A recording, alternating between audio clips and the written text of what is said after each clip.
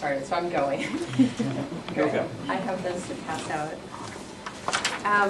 So the Environmental Center provides a wide range of services. We have 3 main program areas.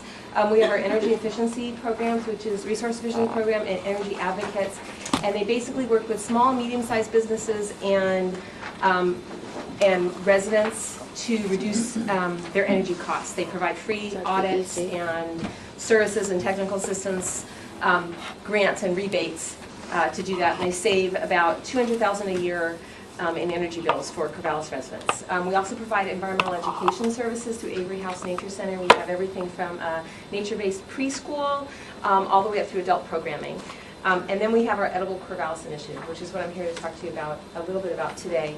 And that program has a fairly wide range. We have a farm-to-school program where we go into all the elementary schools in Corvallis, and we do monthly tasting tables with all 3,000 kids of local fresh produce. Starting tomorrow, actually starting Wednesday and Thursday, we're prepping tomorrow, but we'll be tasting turnips. But each month we buy food from a local farm, and we have the kids taste it, and we provide sort of some educational programming and some outreach materials for teachers and the kids around whatever that food is, but teaching about our agricultural base and about fresh produce and getting them to eat a little better. And we work with the school district food services around that too. And we also run 2 community gardens for Corvallis through Parks and Rec, one at Avery Park and one at Stark Arts Park called Tenawi Creek Garden. But the program I'm here to talk to you guys about today is our SAGE program, or Stark Arts Garden for Education, and specifically the Food for Families project of SAGE. SAGE is a 1-acre garden. It's out in Stark Arts Park in southwest Corvallis, where the pavilion and the duck pond is. And we run that garden on city land. And what we do is we recruit and work with community volunteers. Last year we worked with 345 volunteers from Corvallis, and this year we're going to work with somewhere between 400 and 500 volunteers at a minimum. We have a volunteer coordinator who's really networking in the community a lot more to get more groups out. And we have a part-time garden manager. So we run that 1-acre SAGE garden as a community service program. And what we do is we get community volunteers to come out. We talk about hunger in our community. We teach them about food access and some of the food issues that low-income residents in Corvallis face. We grow 8,000 to 9,000 pounds of food on that land, and we donate that food to emergency food services. The majority of food goes to South Corvallis Food Bank and Stone Soup.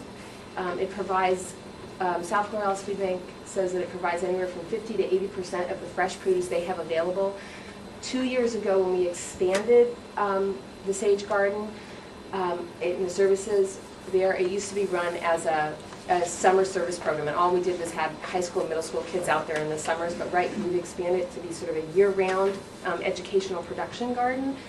But 2 years ago, South Corvallis started having their clients come weekly to get fresh produce instead of monthly. So it really makes a difference in the nutrition and the availability of food for low-income residents in Corvallis. 2 years ago, we also started our To Grow Box program, which is the second project we're seeking funding for. And that's a 6-week garden education food box distribution program we do. It's sort of like a modified CSA, or community supported agriculture. We get low-income families to come out to the garden, to SAGE Garden. They come once a week for 6 weeks. We provide childcare on site. They work with our garden manager, learning how to garden and grow their own food, something they could do in container gardens or small spaces, or if they have any land at their home, they can do it. But teaching them some skills to grow their own food and getting some comfort, having them try produce that's out there, so they come in the height of the season, so they're trying some new things. And then they cook with us on site. The kids are there harvesting and cooking, and then each of those 6 weeks they go home with a big bag of food, and it's totally free for these residents. And then we try to get them into one of our community gardens if they don't have land in the following year, so that they'll have assistance from our garden manager about, well, what do I do if this is happening with my tomatoes, or they get it from our garden coordinator who does our community gardens. But it's really a program to sort of increase food self-sufficiency for a number of families, and that's a real direct service one. What we're asking for is $18,000 to support our Food for Families. That's our big SAGE garden, and $2,500 to do our To Grow Box program, so to do 2 sessions, so up to 24 families to come out to our garden. And what the money that we ask for really gets spent on is we have a part-time garden manager, we have a part-time volunteer coordinator, and then it's materials for the garden. So that's really the bulk of how we distribute the money that we're asking the city for. And who will we help and how it works? Our goal this year is, when we started, we were growing about 3,000 pounds of food. We doubled that in the first year. We got city funding to 6,000 pounds of food. Last year we put out our highest yet. It's 8,049 pounds of food. And our goal this year is over 9,000 pounds of food. And ultimately we're shooting to get that land to produce about 10,000 to 12,000 pounds of food for distribution to low-income residents in Corvallis.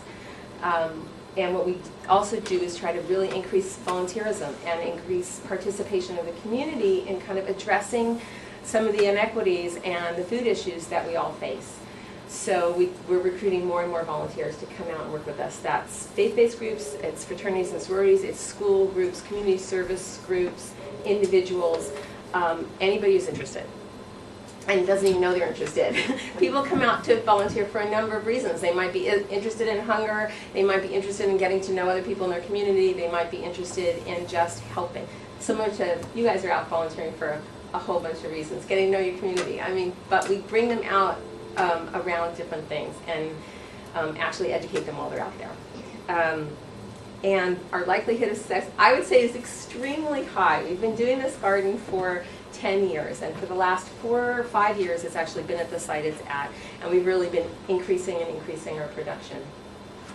The one thing that could get in our way, as all with any gardening project, is really bad weather, so it might reduce our crops a little bit, but I don't think we'll have a problem producing on our land. Our program has just gotten better over the years. And if we get less, I think the other question asked is, if we get less of the request, which I know it's a tight budget here, and I know the city is continually facing, and the social services fund is really looking at how much they're going to have. I always figure I have 2 choices. I can work harder or I can work less. So I can work harder to raise more funds for the money we need, or all of us can really work less, which means the garden produces less. And we kind of take a much longer term towards reaching our goals, and which means less food going out into the community, less fresh food going out into the community to really those who actually need it the most. So, any questions? About a minute and a half for questions. You go. I'll start. In your elementary school program where you're exposing children to foods, do you collaborate with an organization like Slow Foods or anybody else? Yeah, Slow Foods is a big supporter of ours, and our collaboration is increasing over time with them for sure. We've done it for the past few years, and this year we're even increasing it. They've been a great supporter. Mm-hmm. Maybe I missed this, but how do you recruit the families that benefit from the garden? For the To Grow Box families, those specific direct service families, a number of ways. Directly at we go directly with our partners at the food bank and Stone Soup. We go to the farmers market where they do the Oregon Trail card. We produce it there. We just sort of go, we fan out to our partners and just start looking to PEP, to all kinds of places to be like, okay, we're looking for families who might be interested in doing this. Willamette Neighborhood Housing Services, I mean, all kinds of agencies that we already partner with in different ways. We look to them for this. So it's a family, regardless of size. Last year we had a family of 6, 1 more on the way. So, and they all came out to the garden in 2 cars, and they took home a big box. We distributed 1,000 pounds of food to 10 families last year. So I'll ask everybody to hold the rest of their questions. If you have any, write them down, and we'll email you if we have additional questions. Thank you very much, Jen. Thank you.